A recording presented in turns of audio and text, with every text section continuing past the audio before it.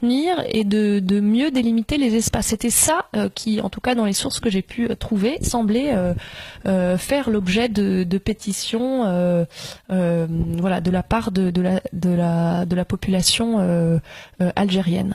Et on parle beaucoup de ces bordels, mais comment ils étaient organisés? Qui tenait ces bordels en particulier?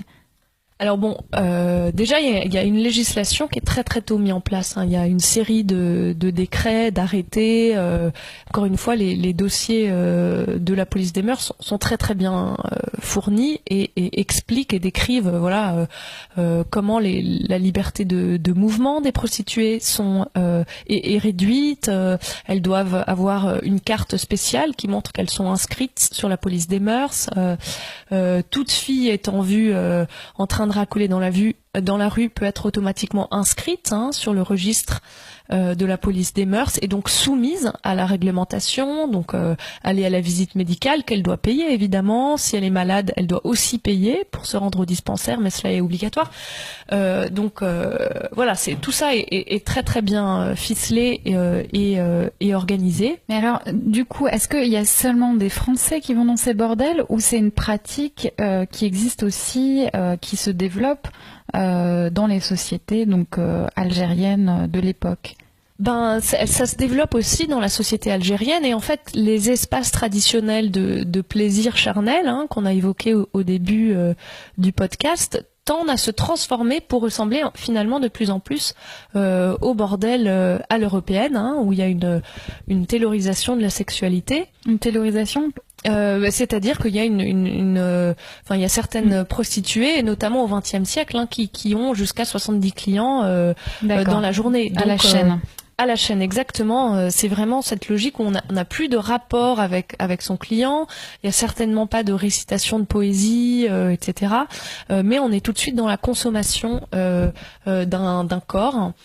C'est parfois minuté, etc. Et le but est lucratif, quoi. Donc c'est vraiment le capitalisme sexuel.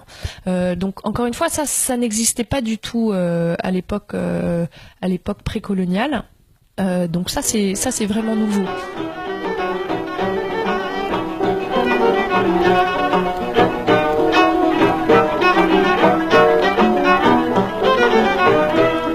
مازال حي مازال محبوب القلب لا اشتاهوا لهذا المجال.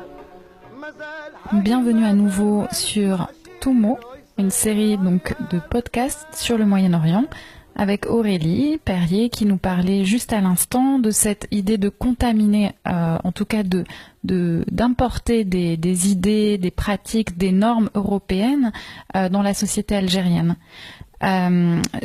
Notamment la présence de l'alcool, parce que dans les bordels il y a de l'alcool.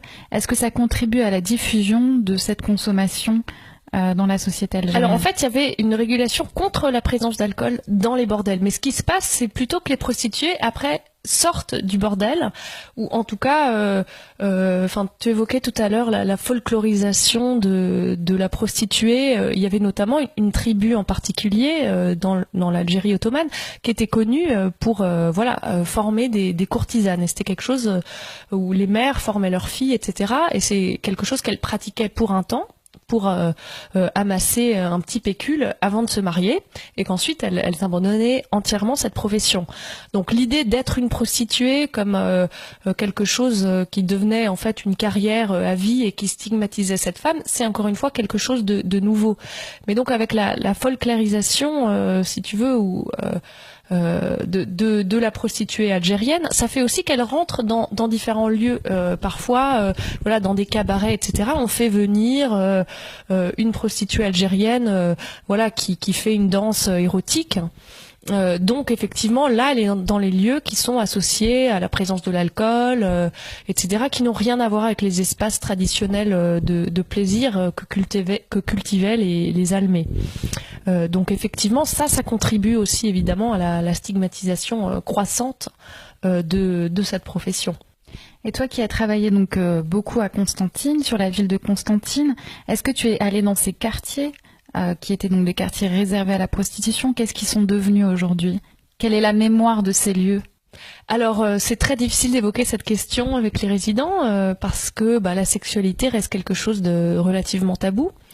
pour beaucoup de personnes là-bas. Donc j'avais un ami constantinois qui m'a quand même amené dans ces rues. Donc c'est effectivement au cœur de la vieille Médina arabe, hein, qui est très très belle, mais il y a quand même beaucoup de bâtiments malheureusement qui ont besoin d'être rénovés, hein.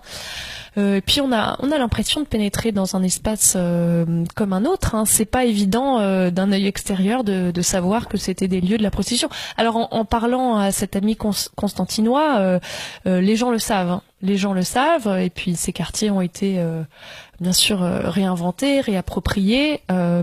Donc ça semble rester dans la mémoire, mais c'est pas quelque chose, je pense, qui est